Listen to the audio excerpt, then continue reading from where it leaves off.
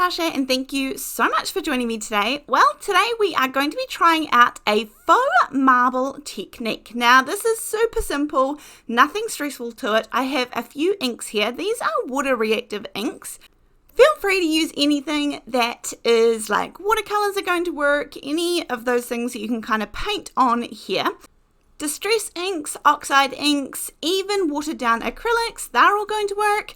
I'm using some Tranquil Teal, Dark Carnation and Medium Carnation today. Then all you need is a paintbrush and some water. I have got a continuous spray bottle, but you could use just a container of water is going to work just fine, because essentially at this point I'm just trying to get some colour down, but I am going to be a little bit fancy about it. If you're unsure of this part, then by all means you could go ahead and just do some masking. But what I do in general, I did forget to say this is Tim Holtz watercolour paper. So I'm working on a good watercolour surface. This is the smooth side. And what I did with my continuous sprayer is I sprayed along those two edges where you can sort of see where the colour is going to sit. Of course, the colour is only going to spread to anywhere that is water. So anywhere that the water is, the colour will travel, otherwise it's going to stay within those boundaries. And then from here, remember we're only using a single color. If you find this part tricky, by all means go ahead and use like a light and a dark of whatever color you're using. So you could use a light and a dark blue. I'll show you that with the pink version in just a minute. As you can see for this one, I have just used the sprayer to spray sort of two lines along the center there, roughly the top third and the bottom third, because the color is only going to travel to where we have got the water. So the water will create the boundaries for it. And if this part is a little tricky, then by all means, there's nothing that says you can't just mask this off. Failing all of that, then you absolutely could just cut off the individual pieces and actually, cut off the ends of the cardstock and then pop them onto your project. It wouldn't be the same one sort of layer card look, but there's no rules. We can do as we please. This one here, I want to show you what it would be like if you used the two colors. So this one, for example, is going to be the medium and the dark carnation colors. And obviously pink for this one. I'm going to do a similar technique with my sprayer. So I've just got water. I sort of spray water in the top third across the line there, and then across in the bottom third, and then fill it in. And I just like that line of separation. It gives that contrast between the white space in the center, and then we'll use that later on when we're finishing off the cards. So this is going to be, this is the medium color, but I'm using this as a light, obviously. So I just dab the color on. It's going to roughly color in here. Now, we want that sort of marbled look. We want there to be deeper, darker spaces of color. But this is not how we're creating the marbling. So at this point, we're just getting the color on there. We want variation. We want heavier spots and lighter spots. So let your color move around. This is where I'm going to add in the darker color, and this is where I want a bit more of that marbled sort of background look and effect to take place. So I'm using two different colors, and it is much easier with this one because with the blue one we were just working with more concentrated areas and less concentrated areas, and for this one we are able to use a different color, so it does make it easier.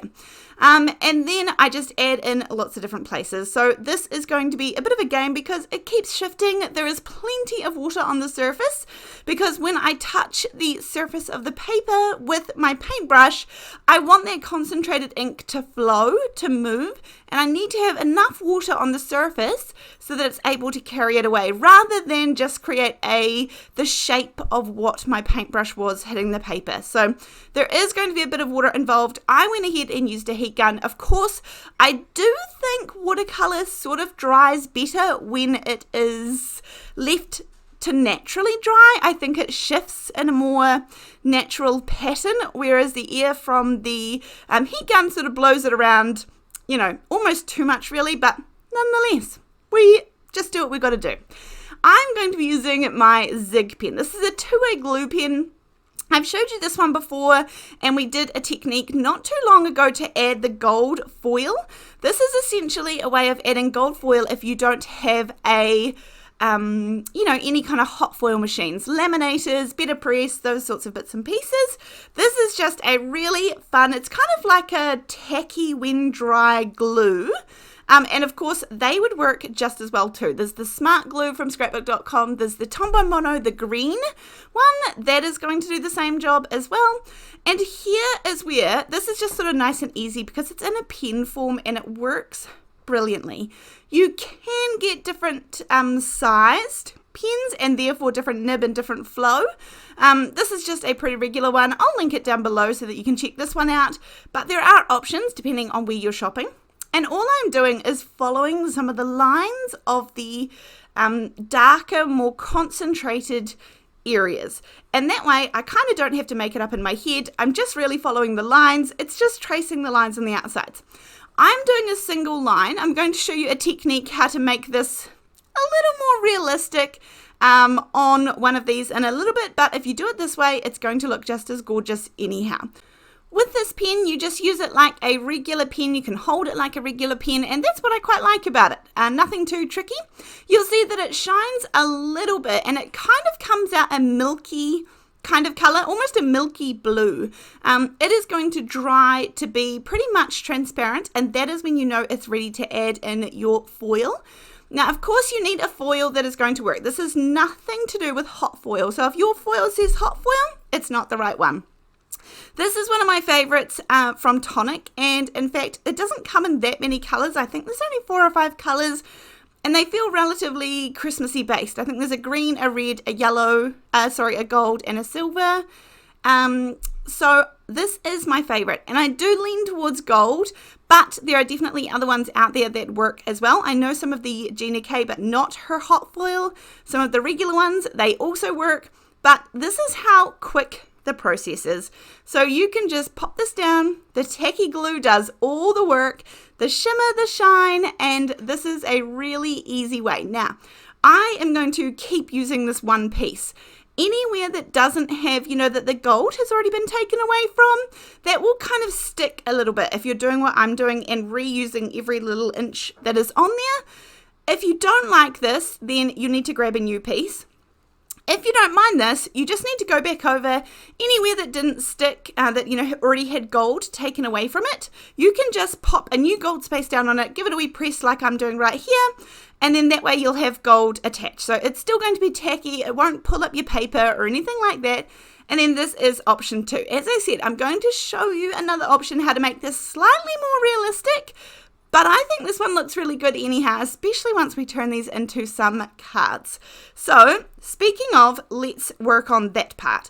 I like to cut down my panels. These panels come 4 1/4 by 5.5 inches.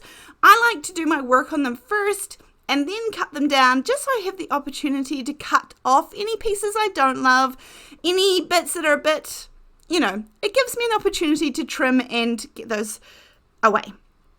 Or you can die cut, and that's what I'm going to do for this one. And then I decided that actually not to do it just straight up and down. I'm going to go for a bit of an angle just to get a different look with the stripe going through the middle. Of course, you could curate this right from the beginning, but that's not what I chose to do, so we can use dies to help us.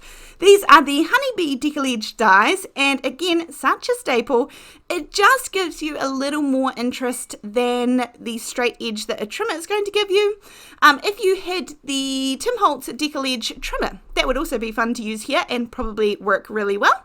I don't have one, and that's why I have the Decal Edge dies, but nonetheless, for the first one here, I have got number 53 from AALL Create. This is Petal Pottery. It's an old one. I see that there are still a few places that have it. But any die cut, any lined outline sort of die cut is going to work. I'm taking some of the Tranquil Teal, which is the color that I used in the background. However, because we watered it down and it looks a little lighter in the background color that we've used, but it is the same color, so it's going to match nicely. I was thinking maybe an ombre situation here, but actually, as you can see, I changed my mind and I'll just do the whole thing. It still doesn't stand out. The die cut itself is pretty dainty, and I do feel like a lot of card making is basically trial and error. I tried something, it didn't quite go to plan, so let's move on to plan B. And I've got this beautiful little You stamp set by Simon Says Stamp. This is just a wee mini one, and this says, "You are the best." I have just torn some vellum, and if you go with the grain of the vellum, it's going to tear straight. If you're going against it, you will have a horrible time trying to tear it straightly, so you can change the other direction if you're having a really hard time.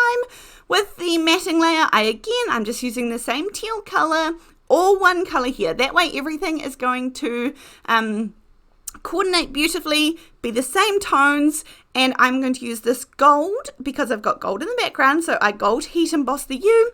This is the Lawn Fawn vellum, and I have said this before, I love this one because A, I can die cut it, B, it's nice and thick, and C, I can heat emboss on it. Not all vellums are going to do that. Obviously they're made out of plastic, and so when you add that extreme heat to the plastic, it's often going to melt it. You'll know pretty quickly if your vellum is one that you can heat emboss on. So give it a go before you work on your project with it. But I have just popped this down, going over the edges, and I want the U to be against the colour bit in the background so it stands out nicely and it's not on the white. I've added the matting layer, did my little trick with the 4 pieces of pull-out adhesive. I'll show you that one a little bit closely on the next card. And then I'm going to put my focal point just up the top there. Again, using the vellum, we're not covering up too much of that background that we've created. You can still see those gorgeous gold marbling features, but it also has that sentiment and the focal point of which we can see clearly. Moving on to the second one. This one here, I want to show you another option for how we can make this look ever so slightly more realistic. As you can see, I've already added the gold. That's not going to worry. We can keep going back and doing touch-ups on this. We can make it work. I'm coming back and in the sort of middle of some of my lines or places where it has joint with another line, where it's crossing over, I'm going to make it a thicker line. So I'm really just sort of like adding some thickness in the middle of those pieces, and I just go back and forward until I've got not a nice wee puddle, but just a bit more of the glue there.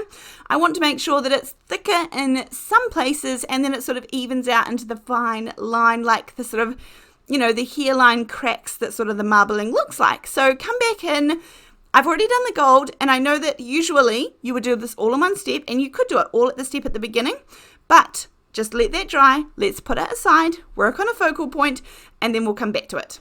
For the focal point for this one, I'm going to use the Cosmos Duo. I have cut this one out twice. I'm using the medium carnation, and I'm just using a little finger dauber to center some ink there in the middle. I want this really to fade out, but I've also die cut this twice because I want to add a white shadow in behind these. I think that's going to help this stand out again.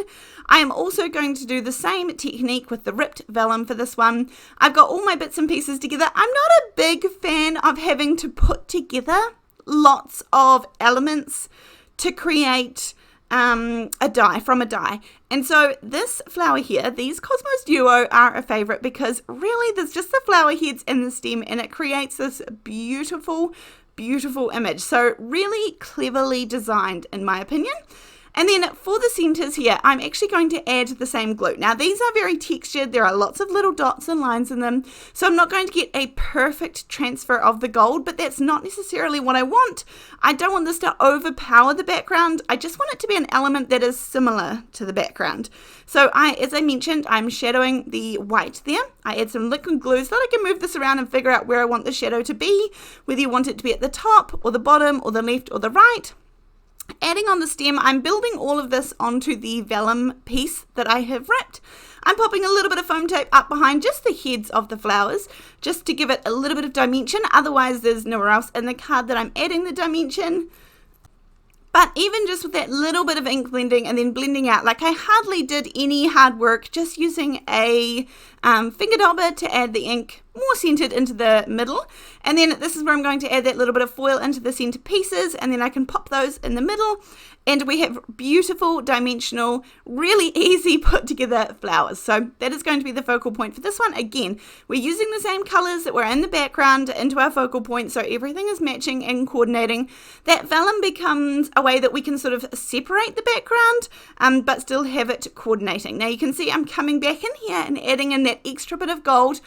I'm still reusing the same piece, and so if you catch anywhere that is not, you know, that you caught a bit that the gold had already been removed, just come back in like I am here and just add your foil over top and press, and you can see that there is definitely some thicker pieces of the marbling, and I quite like that look. Not essential at all. It doesn't make a huge difference, but sometimes it's just the finer details. And then I've got my focal point here. I think this one, because I cut it on the angle with the decal edge dies, I'm going to center this one rather than centering it to the left like I did in the first version. This one is a little happy birthday, and I know that the sentiment is from the Plants and Vases Alter New little stamp and die set. It's just such a perfect happy birthday size. It fits everywhere. It fits on all the banners. So I know that that one is from that set. Here's the trick where I said if you've got the 4 pieces of double-sided adhesive and you pull them all out so that there is a tab on the edges. I've showed this trick many times, and it's one I still use, but it's a good reminder to use it as well. And then you can center it up on your card and then press down once all of your edges are all centered and you've got everything where you want it to go. Then press down on those exposed pieces of adhesive and pull out the tabs. Here is my, this is onto a card base, so I've got a 4 1/4 by 5.5 inch card base. Add on my little dotted stitched banner for my sentiment, and that is card number 2 good to go. So I hope that you have enjoyed this faux marbling technique. Again, another way to use that 2A zig glue pen that I showed you a few videos back. I will link that one down below in case you want to check out that video too, but otherwise, thank you so much for being here. I appreciate it, and I'll see you in the next one. Bye!